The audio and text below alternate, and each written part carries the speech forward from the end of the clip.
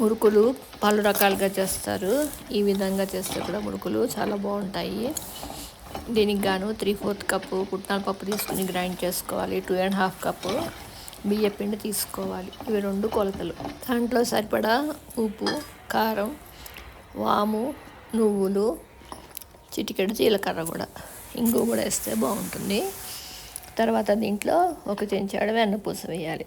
వెన్నపూస వేసాక పిండంతా బాగా కలపాలి. ఇది పిండంతా కలిపినప్పుడు ఇలాగా మనం ముద్దలా చేస్తే ముద్దలా అవ్వాలన్నమాట. అప్పుడు దాంట్లో వెన్నపూస సరిపోయినట్టు.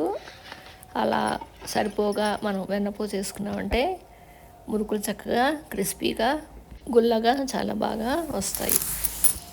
దీంట్లో చన్నీళ్ళతో కూడా కలుపుకోవచ్చు. కొంచెం వేడి నీళ్ళు కూడా తీసుకొని కలుపుకోవచ్చు. ఈ విధంగా వెన్నపూస వేసిన తర్వాత ఇవి బాగా కలపాలన్నమాట. ఈ విధంగా కలిపిన తర్వాత మనకి ఉండలాగా ఇలా ముద్దలాగా రావాలి.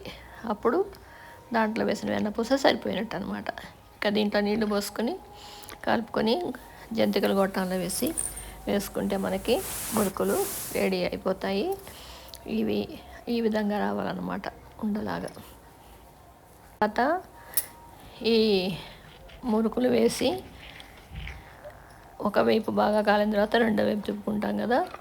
ఇవి ఎలాగా కాలాయి అనేది మనకి ఎలా తెలుస్తుందంటే అందులో వచ్చిన బుడగలన్నీ పోతాయి. బాగా తెల్లగా బుడగలు వస్తాయి కదా, అవి పోతాయి. తర్వాత గలగల చెప్పులు కూడా వస్తుంది. అప్పుడు మనకి మురుకులు వేగినట్టు అనమాట. ఈ విధంగా చేస్తే పుట్నాల పప్పుతో ఈ మురుకులు చాలా కమ్మగా టేస్టీగా బాగుంటాయి. మీరు ట్రై చేయండి. Thanks for watching.